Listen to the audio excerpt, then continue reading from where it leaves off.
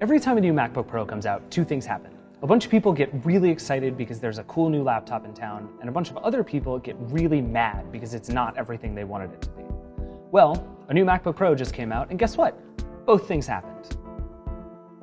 A lot of people are excited about the fact that this new MacBook Pro only weighs 3 pounds and is thinner than the MacBook Air and has this hilariously huge trackpad and great speakers and an amazing screen and comes in this cool new space gray color. On the other side, a lot of people are not happy that they're going to have to spend $1,800 on this, and that's just for the cheap model. They're also not excited that they're going to have to spend more money on a bunch of dongles because the only ports on this thing are 4 USB-C jacks, and they're really not happy that they can't get more than 16 gigs of RAM or better graphics than this offers. Here's the thing, they're both right.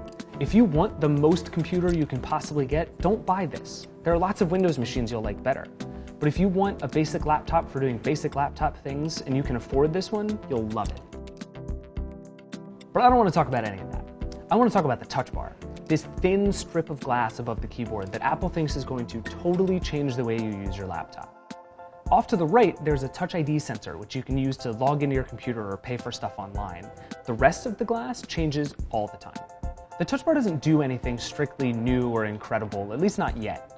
Right now, it's mostly a toolbar for easy access for the features and menus that you use most often. Just to give you an example. If you're in Mail, you can find easy formatting tools for making your messages look fancy. In Safari, you can see your bookmarks or a list of tabs you have open. It's a really fast way to scroll through photos in Photos, dates in Calendar, or your video timeline in Final Cut. You can use it for searching in Maps or controlling your music in iTunes, and here's the best one. Ready? Emoji Bar! This is worth the price all by itself, if you ask me. Apple's hoping that this is just the beginning, that developers do weird and wild things that none of us could possibly imagine. And that might happen. But until then, it's really just a toolbar for easier access to stuff you can already do. And sometimes it's actually annoying.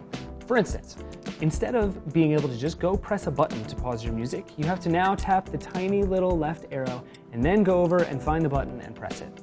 It's not the worst, it's just a little bit slower. And in general, not every feature you want is going to be in the Touch Bar. Someday, I hope you can customize it a lot more. Someday, by the way, is kind of the whole story of the MacBook Pro. Someday, USB-C will be ubiquitous. Someday, the Touch Bar might be awesome and useful and totally impossible to live without.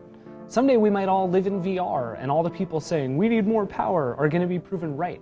And someday, this computer, or one just like it, is going to be much less expensive. Until then, here's where I land. If you don't need a new computer yet, there's nothing so incredible here that you have to go drop $1,800 and buy it right now.